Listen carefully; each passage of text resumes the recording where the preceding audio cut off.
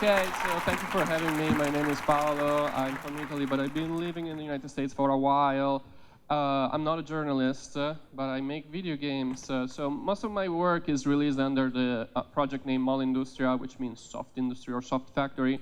Molindustria deals with the relationship between ideology and electronic entertainment. So on one hand, these games are meant to it's about using games as a form of communication, as an alternative media, as we used to say in the early 2000s, sort of like spreading alternative messages and so on. On another level, it's about kind of messing with the language of mainstream video games, so subverting the genres and tropes of all video games, sort of to highlight the ideology that informs all video games.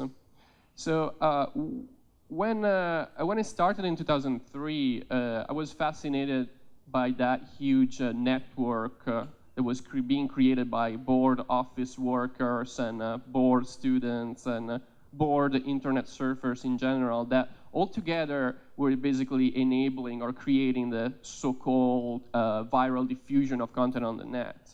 That was becoming powerful and widespread, even more like powerful than some centralized media. And my goal at that point was to inject some radical alternative memes in this flow of funny cat pictures and trivial content. And well, as we know now, this is the mode most of the content travels online now. So in a sense, all cultural producers have to become meme producers and or become meme themselves in order to survive. So due to the fact that my games deal with real-world issues, I'm often associated to the genre of news games. So you might remember this one by a former CNN journalist, Gonzalo Frasca. This is called September 12. It came out the same year I started making games.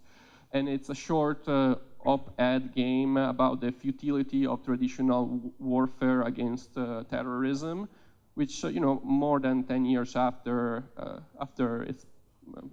its release is still relevant. And it was somewhat important because it was making an argument. It was basically telling a story through its gameplay.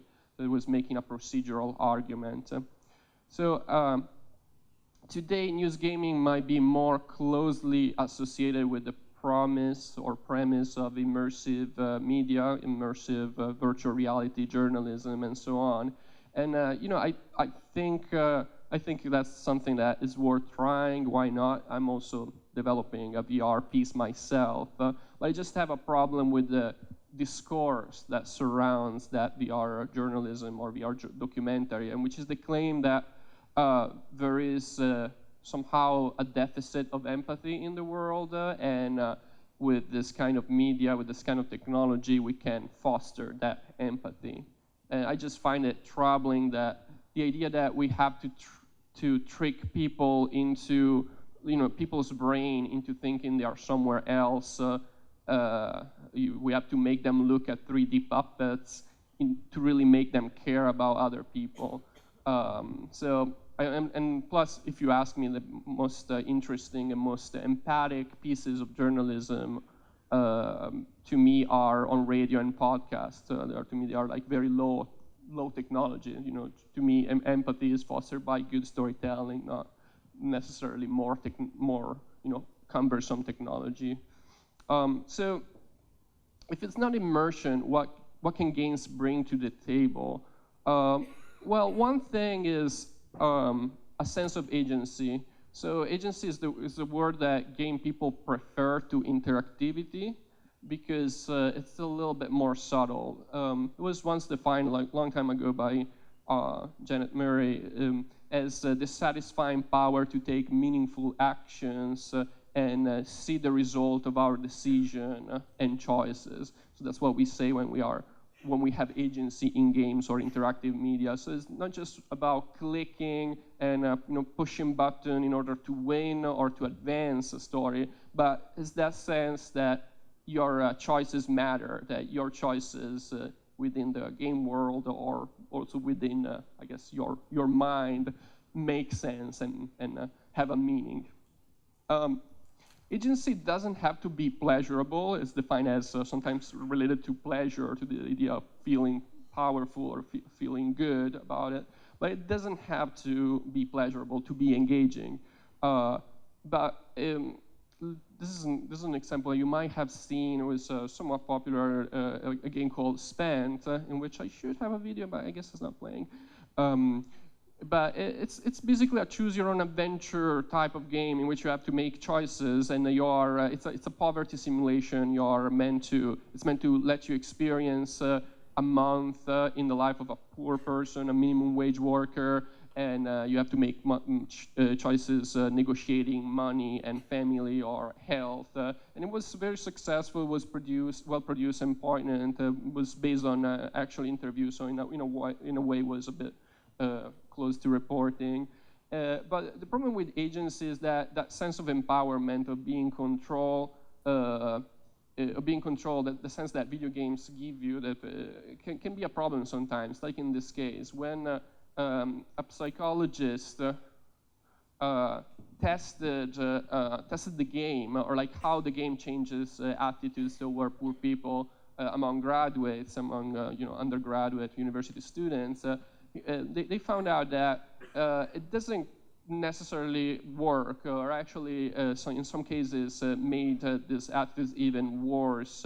And probably the reason is because of the sense of personal agency made players think that poor people are in control of their destiny, and that's called meritocracy, and it's the dominant ideology in the United States, the idea that people get what they deserve, and privilege and structural injustice are not really relevant factors.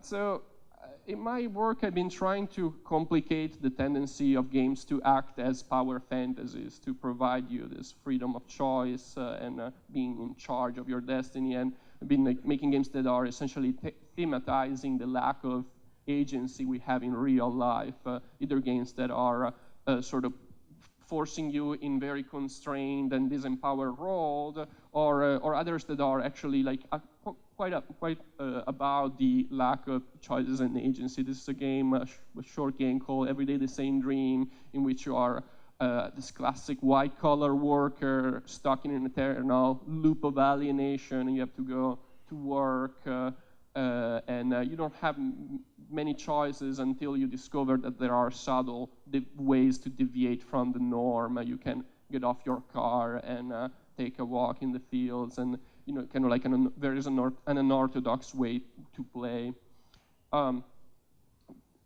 This is another way. Another way might be to disengage choices and agency from very narrow ideas of winning and losing. So a quick clip from this game I made a couple of years ago called Unmanned, which is imagining a day in the life of a drone pilot. It has a dual screen and dual gameplay to sort of mirror the disconnection of living a life that is split between digital mediated frontline and back home family life and a suburban family life. And you find sort of yourself constantly multitasking between these two often interfering activities and sort of negotiating which one to give priority to. So instead of wandering in a 2D or 3D space, you're wandering in the subconscious of this character, this pilot of drones that are flying somewhere at the border of Pakistan. And you can participate in the development of the character itself. You can basically decide if this dude is an Air Force, jock, or a depressed commuter. It can be a professional colleague or a charming guy, and so on. So basically, all the decisions that this character makes are meant to confront the player with the dilemmas of robotic warfare, the ethical issues with the asymmetrical warfare, the sort of the crisis of manhood and heroism that they produce, and so on. So another aspect of games and interactive media that I find valuable, and it's kind of the subject of my workshop today at 5, is their ability to make us approach problems in a systemic way. So games are, at their core, systems. They are systems of rules you get to know by trial and error. They are, you get to understand them by testing their limits, exploiting their loopholes, exploring their internal relationship, the interrelation between their parts that are more than a whole, more than some of the parts, or their behavior over time and so on. So the hypothesis is, due to the inherent systemic and dynamic qualities, games might be better suited than linear media to represent complex and dynamic systems. So that's the idea, that's the gamble. So like, journalists can represent data, events, and individual stories, but it's also necessary to try to draw a relationship between them. So I think the great challenge of the 21st century, especially if we think about economical and social challenges and crises, can be addressed only if we train ourselves to think in a non-reductionist, ecological way. And games can have a role in that. So this is a game I made a bunch of years ago. It's a game that lets you sort of like simulate, lets you direct the McDonald's Corporation. It's a fake advertising game, which is trying to connect what the transnational capitalism sort of separates. It's trying to put together this production process that is complex and deterritorialized. And you know, there are many reasons why McDonald's sucks, and I'm more interested in the ones that are systemic, like their contribution to deforestations and so on. And I'm more interested in including those aspects that are generally not included in games, those negative externalities such as pollution, bad jobs, and so on.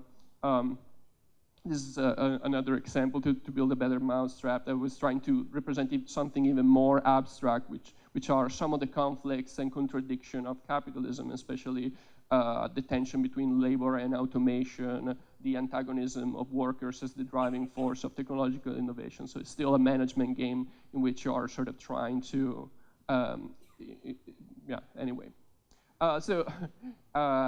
Games and simulations are not neutral representations. So between a city, a real city, and a virtual model of the city, like SimCity, for example, there is a person, or there are some designers, and they are with their own systems of values, cultural background, and biases. And the process of modelization is somewhat arbitrary and never really politically neutral. In a sense, every game represents a particular idea of how a city, a war, a farm function. So you can say that every game is basically a theory or a poem about a system. And these are all persuasive and expressive uses of simulations. This is another game that I made like recently. It's the first of a series of anti-SimCity games I'm making. They are anti-SimCity because they attempt to point at things that the SimCity series removes, like class and racial conflicts that are actually shaping urban environments in cities. In this case, it's about gentrification and real estate speculation. So yeah, but it also uses a language and a style that is magical realism, and it's not really trying to express an authoritative voice. So this is how things are actually working. So yeah, so that's the last thought, and that's the kind of critical distance that I want to create in games, like not pretend essentially to be neutral or realistic, but make sure that it's clear that they are overly political or overtly ideological, because the point is also to show the degree of manipulation that can happen in games and interactive media. The goal is not just to change the way people see the world, but also to change the way people see and experience all games and all simulations. So I'm not going to try to oversell it. This is not the future of journalism. But if you are curious about how to analyze and create this kind of models, just come to the workshop today, prototyping playfield games. Thank you.